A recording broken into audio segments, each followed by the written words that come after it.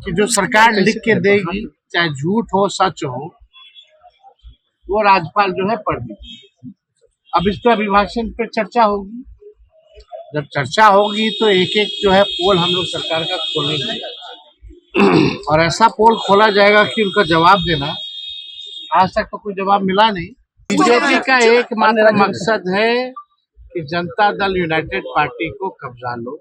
ये साफ दिखाता है कि निर्णय लेने लायक नीतीश कुमार जी अब नहीं रहेंगे। जो भाजपा ही है, संगी है, उसको कमान दे रखे। सबकी डीलिंग हो चुकी है भाजपा से। नीतीश जी का अब खेल ये लोग समाप्त कर रहे हैं। नमस्कार, आप देख रहे हैं चौकस भारत और मैं ब्रजेंद्र। विधानसभा के बजट सत्र की शुरुआत हो चुकी है। इस सत्र के अभिभाषण का इसकी जो शुरुआत है, सत्र के अभिभाषण की महामहिम राज्यपाल के द्वारा हुआ और राज्यपाल ने जिस तरह से अभिभाषण किया है सदन के अंदर, और सारे नेता जो पक्ष के हैं या विपक्ष के हैं, जो उन्होंने सुना उसको उन्होंने बाहर भी व्यक्त करने का प्रयास किया है।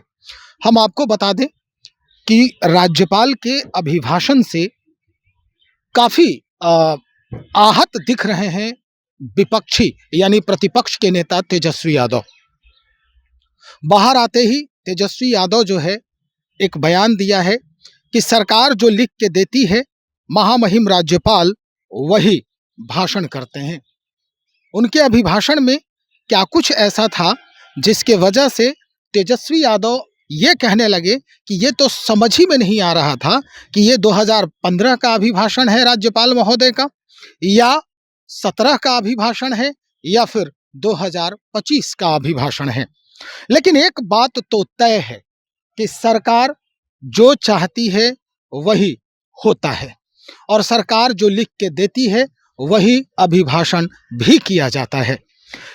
एक फहरिस्त जो है यहाँ भी तेजस्वी यादव सरकार के खिलाफ, सरकार के कहा जाए उनके शब्दों में कि सरकार ने कहाँ कहाँ गलतियाँ की है, ये सारे गलतियों को यहाँ गिनवाते आए।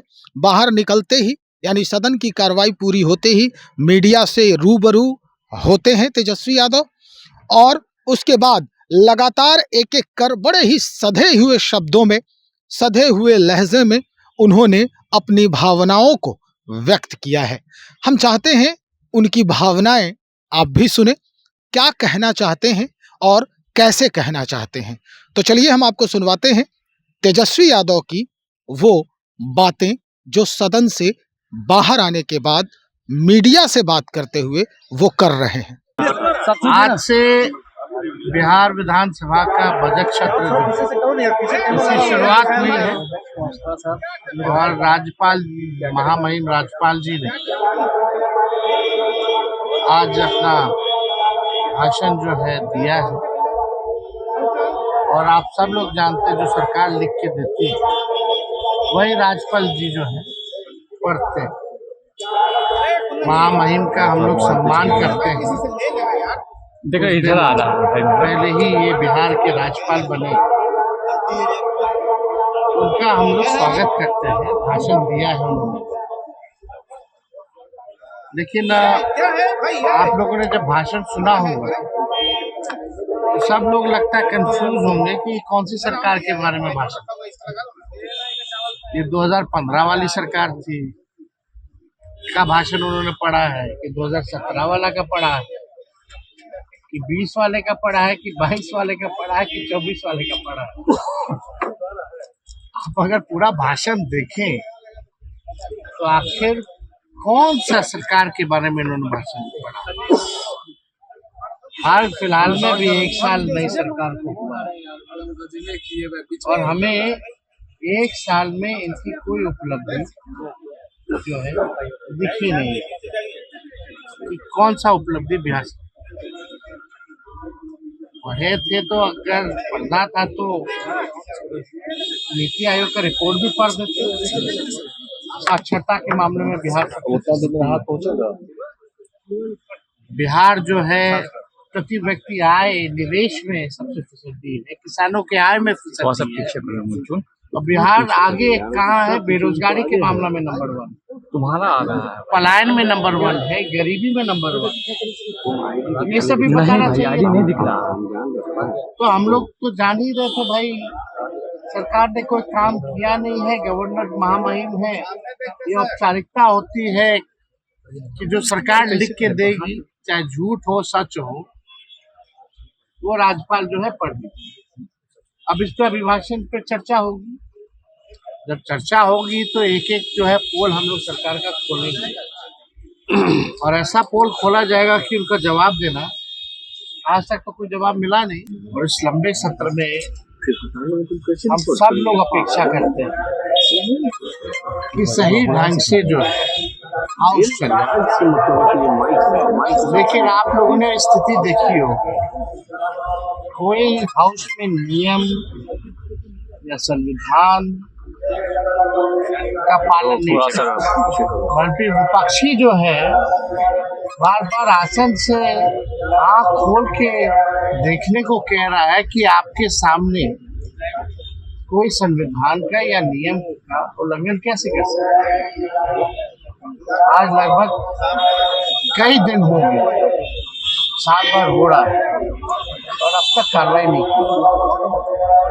स्पष्टीकरण पूछा गया लेकिन कोई जवाब मिला नहीं है। तो क्या ये आसन का अपमान नहीं? जो भी विधायक उधर बैठाना तो बैठाओ ना भाई, लेकिन किस नियम के और किस संविधान के नियम के हवाले आप बैठाए? सबका सीट जो है लोकेटेड होता है। अगर हम लोगों ने व्हिप के खिलाफ अगर किसी ने उल्लंघन किया है तो वो नियम में बना है कि उल्लंघन होगी। अगर कोई कंप्लेंट करेगा, पार्टी अगर कंप्लेंट करती है तो उस पर कार्रवाई होनी चाहिए, तो कार्रवाई भी नहीं होती। हमारे सदस्य की सदस्यता छीन ली जाती है और विलम्ब। एमएलसी सुनील सिंह केवल पलटू राम कहने पे उनकी सदस्यता छीनी जा सकती है। यहाँ व्हिप का उल्लंघन हो रहा है, डेली सदन को शर्मसार किया जा रहा है, आसन के नीचे खेल हो रहा है, तो सदस्यता नहीं छीनी जा रही। तो मेरा ये कहना है कि संविधान सत्ता पक्ष के लिए कुछ और है क्या, नियम सत्ता पक्ष के लिए कुछ और है क्या, और विपक्ष के लिए कुछ और है क्या? वो तो हम धन्यवाद देते हैं उच्चतम न्यायालय को कि सुनील सिंह जी के मामले में जो है जो तानाशाही जिस प्रकार से सदस्यता ली गई, तुरंत सुप्रीम कोर्ट ने न्याय किया, जस्टिस किया और न्याय मिला। लेकिन भाई उस सदन का तो हो गया, कोर्ट जाना पड़ा। तो हम देखिए बिहार विधानसभा के मामले में हम पे बड़ा दबाव है, लोगों का कहना है कि कोर्ट जाइए उन विधायकों के खिलाफ। हम कोर्ट नहीं जाना चाहते, हम चाहते हैं कि ये लोकतंत्र का मंदिर पवित्र रहे, इस पे कोई दाग ना लगे। लेकिन ये बात तो जो लोग आसन पे बैठे हैं, जो सत्ता पक्ष में, ये तो तानाशाही नहीं तो और क्या है। आप मंत्री की जगह दे करके उनको बैठाने का काम करें। अरे कराओ बाय इलेक्शन उनके सीट पर, फिर उनको जिताओ, फिर मंत्री बना के बैठा दो, कर सकते हो। ये तो नियम है। अगर कोई भी हमारे 3-4 सदस्य उल्लंघन किए जो लोग, तो भाई कार्रवाई होनी चाहिए, पार्टी कार्रवाई करती है। व्हिप का मतलब क्या होता है? यानी व्हिप का कोई मतलब नहीं, तो इस व्यवस्था को आप रखिए, क्यों हटा दो। तो देखिए, अगर सिटिंग अरेंजमेंट में ही ये हाल है तो विपक्ष तो संविधान और नियम और लोकतंत्र को बचाने के लिए हमेशा आवाज उठाएगी। निशांत की चर्चा बड़ी हो रही है। अब हो गया जी, अब तो हम बोल दिए के नेता भी कह रहे हैं कि आना चाहिए। आप देख, हमने एक बार नहीं कई बार प्रतिक्रिया इस मामले में दे दिया है। बार बार मेरा इस पे आपको पूर्व बयान मेरा सुन लीजिए, आपको पता चल जाएगा तय है कि नहीं। तो इस पे हम बार बार इस मामले में दिलीप जायसवाल का एक बयान आया है, जो है वो तय करेगी, ये कह रहे हैं मुख्यमंत्री पद का चेहरा। नीतीश कुमार जी ने जो मंत्रिमंडल विस्तार किया है वो उनका आखिरी मंत्रिमंडल विस्तार। अब नीतीश कुमार जी दोबारा बिहार के मुख्यमंत्री नहीं बनने जा रहे। हालांकि हम पूरा सम्मान करते हैं, बुजुर्ग हो गए हैं, अब उनका समय पुराना हो चुका है, समय खत्म हो चुका है। Nitish ji is an old model. He doesn't have any vision, roadmap, and he got 20 years. Bihar की जनता ने 20 साल मौका दिया, ये कोई मामूली बात नहीं। 20 साल में भी अगर बिहार सबसे गरीब है तो उसका दोषी कौन? 20 साल में सबसे ज्यादा बेरोजगारी बिहार में है, पलायन सबसे ज्यादा है, और आपराधिक मामले तो आप देख लीजिए, एनसीआरबी का आंकड़ा उठा के देख लीजिए। अगर किसी को बहस करनी है तो डेटा पे बात करें।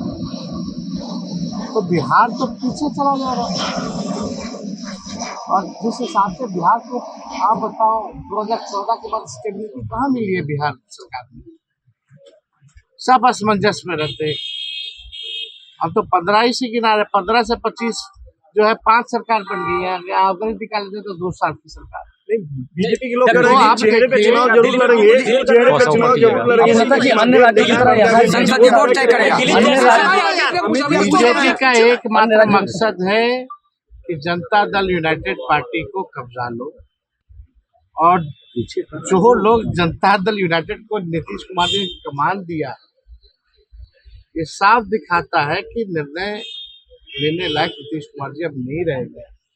जो भाजपा ही है, संघी है, उसको कमान दे रखे। सबकी डीलिंग हो चुकी है भाजपा से। नीतीश जी का अब खेल ये लोग समाप्त कर रहे हैं।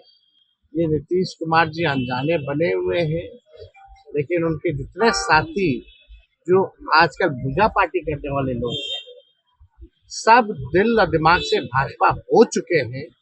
बस समय का इंतजार कीजिए। ये लोग पूरे जनता दल यूनाइटेड को, जो शरद जी की बनाई हुई पार्टी जो थी, इसको ये लोग कब्जाने का काम कर रहे हैं। पिछले बार और पिछले बार बीजेपी क्या करती है नहीं करती किसको नहीं पता है, बताइए तो आपको पता है कि क्या काम करती है, और कोई काम आता है उसको? खुल के बेईमानी करो, खुल के चोरी करो, नियम और संविधान का उल्लंघन। This is the weapon of BJP. They have all the institution in their pocket. जितना इंस्टीट्यूशन है, कॉन्स्टिट्यूशन इंस्टीट्यूशन सब पॉकेट में। Election commission is the cheerleader of the BJP, और इस बार चीयर लीडर कितना भी चीयर करेगा बीजेपी का बिहार में, बिहार की जनता कुत्ता गाड़ करके मोबाइल पीछे करो, रहेंगे, जाते रहेंगे। बिहार जो है देश भर में चर्चा में रहेगा। ठीक है, हम पे भी बहुत आरोप लगेंगे, बहुत तिगड़मबाजी होगी, ये होगा, तरह तरह की बातें बिहार में होंगी, क्योंकि चुनाव। तो अब सर्वे भी होता रहेगा। सर्वे ठीक है, सर्वे होता ही रहता, उसमें कहाँ उसमें बदलाव का मूड है। हम देखो, हम अपने आप पे विश्वास है, हमें खुद पे हम विश्वास करते हैं कि इस बार बिहार की जनता हम लोगों को अवसर देगी। स्पष्ट हो गया होगा कि क्या कुछ है, और अभी जो सत्र चलेगा उसके दौरान क्या कुछ होगा, ये बानगी है जो आज इसकी शुरुआत हुई है, और ये बता रहा है कि आने वाले समय में सत्र के दौरान क्या क्या कुछ हो सकता है। सवाल खड़े होंगे, जवाब भी दिए जाएंगे। सवालों को अगर जवाब उचित नहीं मिला तो हो सकता है कि इन्हें काफ़ी आहत भी पहुंचेगी, और उसके बाद जो पहले देखा जा चुका है, जिस तरह की परिस्थिति बनती है, हो सकता है वैसी परिस्थिति भी बने, या जो बातें रखने लायक होती है, राज्य के हित की होती है, सरकार उसे मानते भी दिखे और सार्वजनिक करते हुए भी दिखे। तो चलिए, अभी इंतजार है, लंबी अवधि है सत्र की। एक एक करके हम आपको हर दिन का जो अद्यतन जानकारी है वो हम सीधा विधानसभा के ही ग्राउंड से आपको बताते रहेंगे, दिखाते रहेंगे क्या कुछ चल रहा है राज गलियारे में। बने रहिए हमारे साथ। बहुत शुक्रिया।